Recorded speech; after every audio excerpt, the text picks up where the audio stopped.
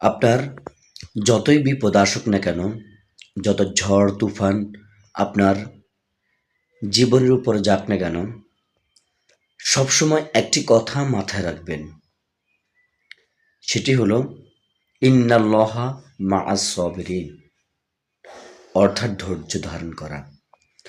আল্লাহ রাব্বুল আলামিন কোরআনে বলেন ইন্নাল্লাহা মা'আস সাবিরিন, যে যারা আল্লাহর কাছে ইন্নাল্লাহা মা'আস সাবিরিন, নিশ্চয় আল্লাহ রাব্বুল আলামিন ধৈর্যশীলদের সাথে আছেন। আল্লাহ রাব্বুল আলামিন কোরআনে বলেছেন, কোনো ব্যক্তি যদি যার জীবনে অনেক ঝড় তুফান যাচ্ছে, বিপদ আসছে, বা কেউ তার মনে আঘাত দিয়েছে, কষ্ট দিতেছে, আঘাত দিতেছে, তখন কোনো ব্যক্তি শুধু চুপ থাকবে, কোনো প্রতিবাদ করার দরকার নেই।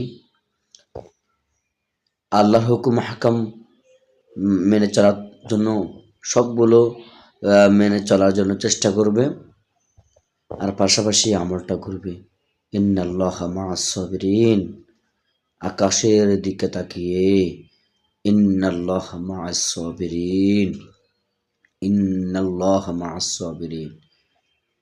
আল্লাহ রাব্বুল আলামিন তার জীবনের মধ্যে এমন একটা পরিবর্তন দেবে, যে পরিবর্তন দেখে শত্রুরা হিংসা করবে, দুশ্মনেরা হিংসায় জ্বলে ছাই ছাই হয়ে যাবে। যেমন আগুন একটা কাঠকে জ্বলে ছাই ছাই করে দেয়।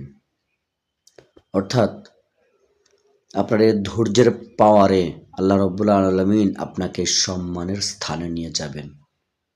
আমরা অনেক সময় অনেক কিছু দেখেছি, অনেক মানুষদেরকে দেখেছি, তারা ধৈর্য ধারণ করেছে, আল্লাহ তাদেরকে দিয়েছে। আপনাকে অনেকে আপনার সাথে দুর্ব্যবহার করবে, খারাপ ব্যবহার করবে, কোনো প্রতিবাদ করার দরকার নেই, সাইলেন্ট হয়ে যাবেন। সময়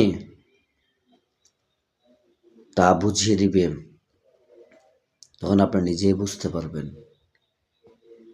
কারণ মজলুমের উপরে কেউ যদি আঘাত করে, কেউ যদি মজলুমের শিকার হয়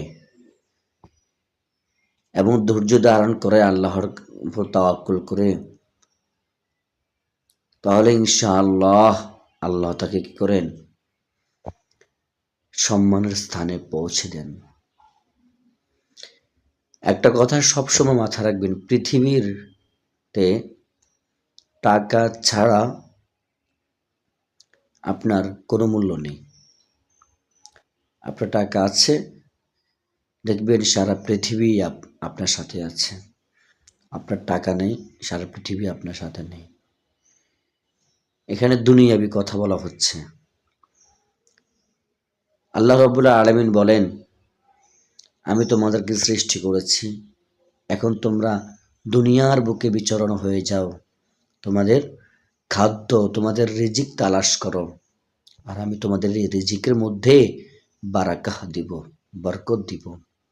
এখন আপনি রিজিক মানে কেটা কি? রিজিক হচ্ছে খাবার দাবার, টাকা পয়সা, ধন সম্পদ, এগুলো সবগুলো হচ্ছে রিজিক। এই রিজিক তালাশ করতে থাকুন। যখন আপনার রিজিকের মধ্যে আল্লাহ বরকত দিবেন এবং আপনার অর্থনৈতিক অবস্থা স্বাবলম্বী হবে, দেখবেন আপনার পেছনে পেছনে মানুষ দৌড়াবে, সবাই আপনাকে সহযোগিতা করতে আসবে, সবাই আপনার সাথে থাকবে। এজন্য আল্লাহ বলেছেন, তোমরা রিজিককে তালাশ করো, বেরিয়ে যাও তোমরা,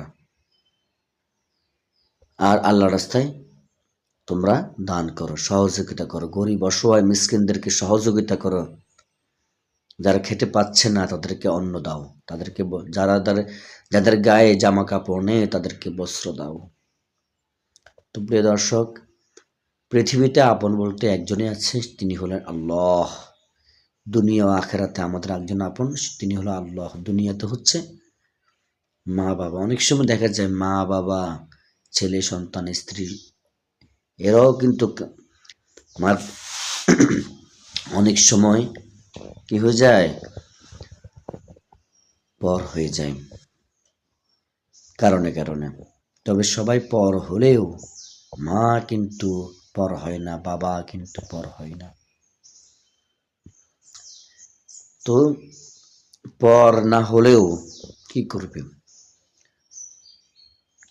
আপনার অর্থনৈতিক অবস্থা স্বাবলম্বন করুন, ধৈর্য ধারণ করুন, নিজের ইচ্ছা শক্তি বাড়িয়ে দিন এবং ভবিষ্যতে কি হবেন তা নিয়ে ভাবুন, সামনে এগিয়ে যান, ধৈর্য ধরুন। ইনশাআল্লাহ আল্লাহ রাব্বুল আলামিন কুদরতিভাবে আপনাকে সহযোগিতা করবেন এবং একটা ঐশ্বরিক পাওয়ার আপনাকে দান করবেন, যে পাওয়ার সম্মানের পাওয়ার, যে পাওয়ার ভালোবাসার পাওয়ার, যে পাওয়ারের মধ্যে আছে দুনিয়া ও আখিরাতের শান্তি।